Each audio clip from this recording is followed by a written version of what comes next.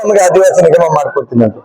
ಅದರಲ್ಲಿ ನಮ್ಮ ಬೇಡಿಕೆ ಏನಂದ್ರೆ ಆದಿವಾಸಿ ಅಲೆಮಾರಿಗಳಲ್ಲಿ ಆ ನಿಗಮಗಳಲ್ಲಿ ಅವ್ರನ್ನೇ ಆಯ್ಕೆ ಮಾಡಬೇಕು. ಚೇರ್ಮನ್ ಮಾಡ್ತಾರೆ, ಅಧ್ಯಕ್ಷರು ಮಾಡ್ತೀರಾ, ಆದಿವಾಸಿಗಳನ್ನೇ ಹುಡುಕಿ ಆದಿವಾಸಿ ಆಯೋಗದಲ್ಲಿ ನಿಗಮದಲ್ಲಿ ಮಾಡಬೇಕು. ಅಲೆಮಾರಿ ನಿಗಮದಲ್ಲಿ ಏನಿದೆ ಅದು ಆದಿವಾಸಿಗಳು ಅಲೆಮಾರಿಗಳೇ ಇರಬೇಕು. ಬೇರೆಯವರನ್ನ ಮಿಸ್ಯೂಸ್ ಆಗಿ ನಾವು ಅನ್ಯಾಯಕ್ಕೆ ತುತ್ತಿಗಟ್ಟಾಗಿದ್ದೀವಿ.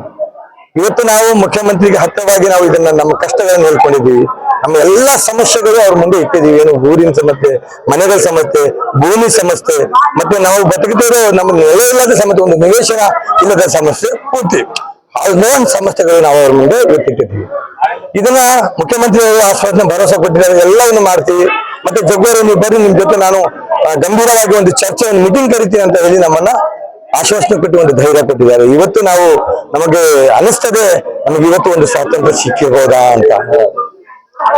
ಸ್ವಾತಂತ್ರ್ಯ ಬಂದು 79-80 ವರ್ಷ ಆದ್ರೂ ನಾವು ಸ್ವಾತಂತ್ರ್ಯದಲ್ಲಿ ಬದುಕ್ತಿಲ್ಲ. ಯಾಕಂದ್ರೆ ನಾವು ಎಲ್ಲಿ ನಾವು ಒಂದು ಟೆಂಟ್ ನಮಗೆ ಇದಕ್ಕೆ ಒಂದು ನೆಲೆನು ಈ ಕಾಡಿನ ಸಂಪತ್ತಿಗೆ ಕಾಪಾಡಿದವರು ನಾವು.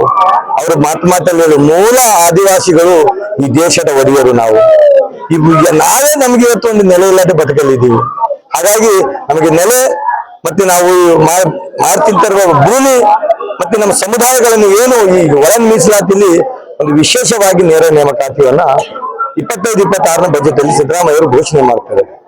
ಆ ಆದಿವಾಸಿ ನಿಗಮದಲ್ಲಿ ವಿಶೇಷ ನೇರ ನೇಮಕಾತಿಯಲ್ಲಿ 13 ಸಮುದಾಯಗಳನ್ನ ತಗೊಳ್ತಾರೆ.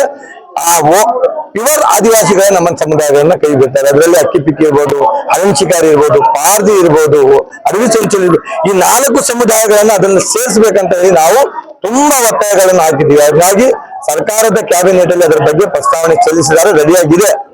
ಅದು ಒಂದು ಡಿಕ್ಲೇರ್ ಆದ್ರೆ ನಮ್ಮ ಮಕ್ಕಳು ನಾಳೆ ನೌಕರಿ ಆಗ್ತವೆ, ಅವ್ರಿಗೂ ಗವರ್ಮೆಂಟ್ ಕೆಲಸಗಳು ಸಿಗುತ್ತೆ, ಅವರು ನಾಗರಿಕ ಬಂದು ಮುಖ್ಯವಾಹಿನಿಯಲ್ಲಿ ಬರುತ್ತೆ ಅಂತ ಹೇಳಿ ಇವತ್ತಿನ ವಿಶ್ವ ಆದಿವಾಸಿ ದಿನಾಚರಣೆಯಲ್ಲಿ ನಮಗೆ ಮುಖ್ಯಮಂತ್ರಿ ಅವರು ಒಂದು ಧೈರ್ಯ ಕೊಟ್ಟಿದೆ. ಮುಂದಿನ ದಿನದಲ್ಲಿ ಒಳ್ಳೆದಾಗುವಂತ ನಾವು ನಂಬ್ತೀನಿ. ನನ್ನ ಹೆಸರು ಜಗ್ಗು, ಕರ್ನಾಟಕ ರಾಜ್ಯ ಪಂಚ ಬುಡಕಟ್ಟು ಸಂರಕ್ಷಣಾ ಸಮಿತಿಯ ಸಂಸ್ಥಾಪಕರು, ರಾಜ್ಯಾಧ್ಯಕ್ಷರು. 15% ಅನ್ನ ಮೀಸಲಾತಿನ ಹಂಚಿಕೊಂಡಿದ್ದಾರೆ. ಅಲೆಮಾರಿಗಳಿಗೆ ತಲೆ ಮೇಲೆ ಚಪ್ಪಡಿ ಹೇಳಿದ್ದಾರೆ, 1% ಕೊಟ್ಟಿಲ್ಲ. ಅದೇ ಪ್ರಕಾರವಾಗಿ ಆದಿವಾಸಿಗಳಲ್ಲಿ ಏನು 49+1 50 ಬುಡಕಟ್ಟುಗಳಿದ್ದೀವಿ, ಆದಿವಾಸಿಗಳಿದ್ದೀವಿ. 7% ನಮಗೆ ಹಂಚಿಕೆ ಮಾಡಿಕೊಡಿ. ನಮ್ಮ ದೊಡ್ಡ ಅದು ಸವಾಲಿದೆ. ಯಾಕೆ ಹೇಳಿದ್ರೆ ನಮಗೂ ನೀವು ಹಕ್ಕು ರೈಟ್ಸ್ ತಗೊಳ್ಬೇಕು. ನಮಗೆ ರೈಟ್ ಸಿಗ್ಬೇಕಂದ್ರೆ ನೋಡಿ, ವಿಧಾನಸೌಧದಲ್ಲಿ ಮಿನಿಮಮ್ 15 ಸೀಟ್ಗಳಿದೆ ನಮಗೆ. ಲೋಕಸಭಾದಲ್ಲಿ 3 ಸ್ಥಾನಗಳಿದೆ. ಅದು ಈ 3+15 18 ಏನು ಸ್ಥಾನಗಳು, ಅದರಲ್ಲಿ ನಾವು 49 ಬುಡಕಟ್ಟು ವಂಚಿತರಾಗಿದ್ದೀವಿ.